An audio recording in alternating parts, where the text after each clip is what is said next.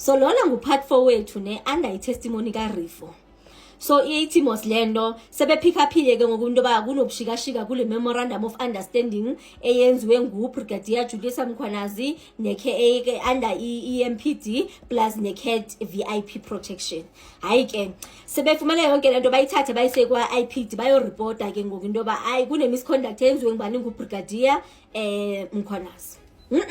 Akafika pha afike ayitsho ke afumane uMagagulu officer Magagula pha kwela cala le-IPD adenwa njoba uzoreporta uBrigadier apha sinophinda esibhizi ngalo elakhe nethimba lakhe.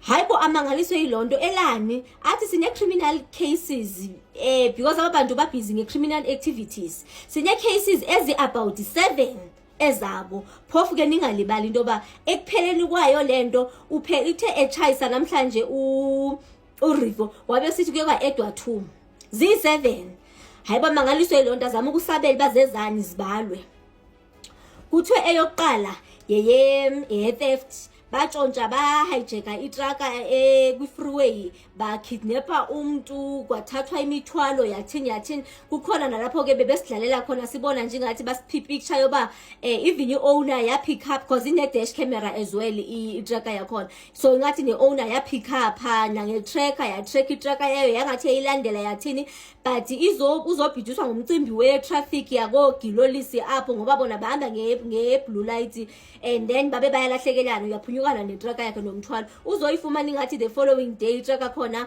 sekungathi kukhona nento ezirongwana nje ko-gearbox nani phofu ke iyavela into yoba ezitruck ingathi ebenye bezitshontshwa either bebezitshontshwa bethatha umthwalo xa ngumthwalo abawufunayo bezitshontshwa ezitrucka zihijackwa uba ngabe inoba yinto abangayifuni okanye bathatha baphinde bayise kumnikazi wayo ngokungathi since it was stolen it's now recovered they are the ones abayi-recoverishile as a result bayibuyisa ngo-10% we-value inoba eyomthwalo into enjalo ivelile.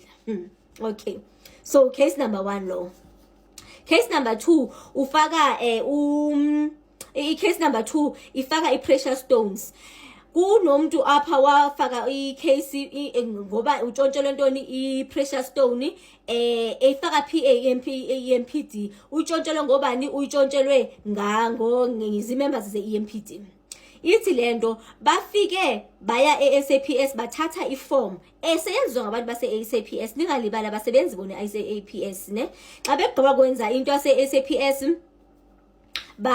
xa begqiba kwenza into yase-ACP bayanayo pha benza ngokungathi bazi-members ze-SAPS okanye basi-impersonata njengama-Hawks members abazo-confiscata amatye angekho legal of which ke bantu lo mnikazi walamatshe ingathi seke ne-arrangement akazenzile uba lamatshe azokhitshwa outside the borders of South Africa in a legal way u-apply lapho i-apply khona ya-approve into yakhona so nakhona nizayibona into yoba inobu-inside job because bona Brigadier aba nethimba lakhe lazinjani into yoba lo muntu unamatye aso avelue to about 42 if not 45 million rands. As a result amatye wakhe okanye imali yakhe uyifuna pha kwamasipala umnikazi wamatye. So icase yabo yesibini. Icase yabo yesithathu ifaka i-theft yama-cigarettes. So they went to i-business properties zabantu bokufika niyabazi ke mosibavele batatazele xa kufika amaphoyisa so batatazelisiwe ke ngalondlela wabe uyabanjwa kanjalo namabhox wama-cigarette bemrogisa benzi ngathi bayambamba ke phofu bahamba naye bathe bephiphipi nje endleleni bamkhipha bese bahamba nama-cigarette. So into khona inoba nepicture moseza inoba bathe akuthekwe wena xa sebemkhipha bethini bahamba nama-cigarette hamba nama-cigarette njalo xa bafika bereport bafike ba-report ngathi ibox eyi-1 of which bokuzi-box ezininzi. So in terms of evidence i-IPD enayo I'm not really certain about this one but ingathi i-IPD ithetha ine-evidence because kwicase yethu number 4 size sabukeliswa namhlanje CCTV yabo oBrigadier Khumalo bekwila scene la crime scene le so bafikile ke ngesifongo kule bafikile bayo fike emzini othile bayothatha bayoconfiscate or bayotshontsha ngendlela enifuna ukuyibeka ngayo ikhopha kwi-private land yomuntu. So unfortunately for them bokune CCTV cameras, so ikwazile into uyirekhode yonke lonto ibilapho. So andikosho noba ku delay ukucinga na, because bahambile bathe sebehambile kwathi ngathi baphinde babuyela at a later stage beyofuna umcimbi wecamera, kwakuthi usani kalo tata sekeyikhiphile wafaka enye clean. As a result abayifumananga le original, but bona namhlanje sikwazile into basithini sibabukeliswe namhlanje. Okay, so it's appearing that during this time, as in like ubone, because uRivo uze utsho uthi baze baba ne-informant, ingathi informant ngomnye bekesenza obubugulukudu nabo, since bemane bebanjwa kenzani basela isitori sabo sokubanjwa, since bebanjwa bathe xa bephuma ngebhayili bambulala futhi yena, ukuthi yena sekethene ntoni sekezithene as i-informant yabo Rivo, nguye umuntu omanye baxelela yonke le information lena. So that was case number 4. And then case number 5 ithetha ngomcimbi ye-copper plates, batshontshe i-copper plates ke ngoku. And then ku number 6 sibuyela kulo mcimbi wetraka, ithi lento ba hijacke itraka ene-cobalt ngebhadi labo, kwafika i-members ze-SAPS zaba kule crime scene. Bona bathe befika at a later stage befuna ukutake over, kwakuthi lo muntu abamfumene ngumuntu ozathi unotsha impunduze lawo, not under my watch, this is my crime scene. So wangavumi ukuthi elo xeshelo, based on this comment, i-helicopter beseyibhabha, phofu omnye wezi-passengers ezilapha kwi-helicopter ngomnye ovela kwi-CCTV the time beye phaa beyotshontsha i-copper kula CCTV benthi siye sayibukeliswa namhlanje. Ilapho into. So yaba into enjalo, so bavela ngabantu njengathi bebeba imigulukudu bamise itraka bayihijack itraka, bajike babe ngamaphoyisa awafuna nemigulukudu. Uba niyazi movie uba niyazi how to steal 1 million okanye heist nani into engathi nje njalo, bafike bancedise bafuna ukufuna uba makufunwe le migulukudu ba take over icase, which is why inoba amanye amacala ebengaqhubeki incam. So that's just about it.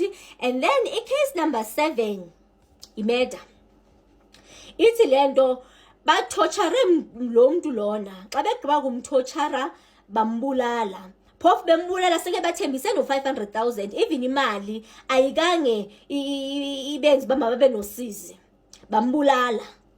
Xa begqiba kumbulala bafonela bani uBrigadier Julius Mkhwanazi, weza kwi-crime scene. Xa kefika kwi-crime scene waba instructor into yoba mabenze njani ngebhodi, bathatha ibhodi bayifaka ngathi kwiveni yalo muntu oseke naye ethene i-state witness.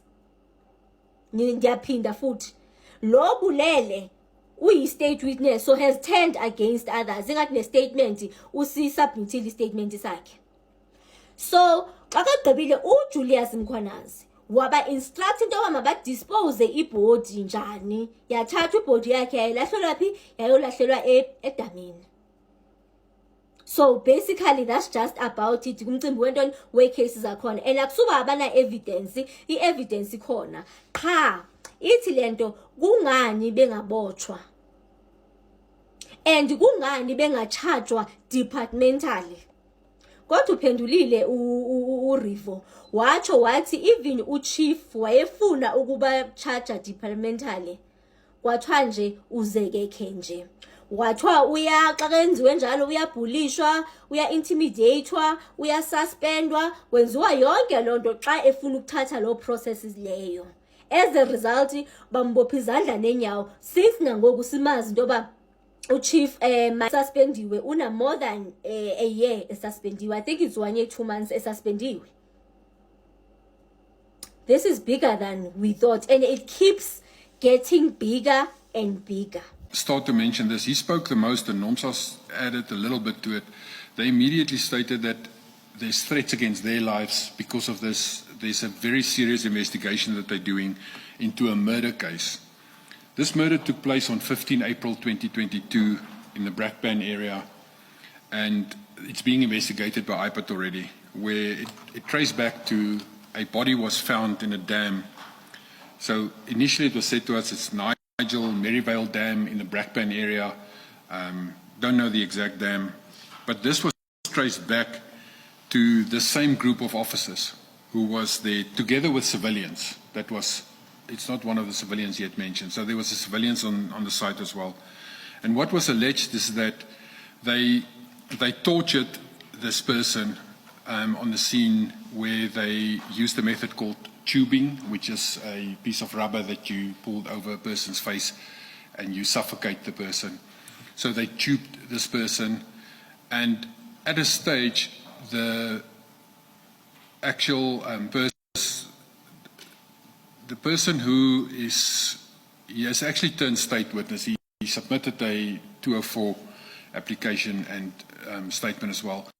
He said that the person who they were torturing and questioning or interrogating, he actually had said to them, but he's got money in the house, 500,000 rand, he'll pay that if he could lose them. And then the next moment, this person, they killed him. And from the scene, they called Brigadier Makwanasi after it took place now. And Brigadier Makwanasi arrived on the scene in a white Golf. And he then proceeded to direct them how to clean the scene. And they placed the body of the victim on this civilian person's bakkie. And they instructed him to go dump the body, which he then duly did. And then when it came out, and IPID's investigating it, this person who did it, he turned state witness, according to him. He contacted me about 2 weeks ago again to say that he is a state witness. He gave a Section 204 statement to turn state witness, and he's committing everything. And so it is a confirmed case of where it happened, where Makagula was carrying the docket, and this stems from April 2022 already. And when we were informed of this, it was March 2023. And that's one of the reasons as well why we believe that a murder case that's already running for a year investigation, with witnesses, with a body, with everything already there, we thought it's imminent that he would be arrested extremely quickly thereafter. And yet here we are, 2025, and nothing has yet happened. So none of those officers has been charged that we know of. The case has not gone forward anywhere. It is still being investigated. That's what my impression is from it. Also from internally, we couldn't do anything against the officers because to us it's hearsay from IPID. They inform us of this, but they're not prepared to give us anything in their docket, which we understand. It's a murder investigation and they don't want to give us anything. But it is, to us, we thought that, that would expedite that the arrest will happen and that the court cases will follow from that as well. So if the Commission were interested to interrogate the cause of delays in finalizing or prosecuting these matters that you have referenced, you're suggesting it is to IPID that the Commission must turn? Correct, Commissioners. All our cases where the policemen are directly involved is handed over or taken over. Never mind handed over. It's taken over by IPID. They investigate the police when the police are wrong. So all the matters that we know of, that we mentioned here, has already been in the possession of IPID, already known to them, and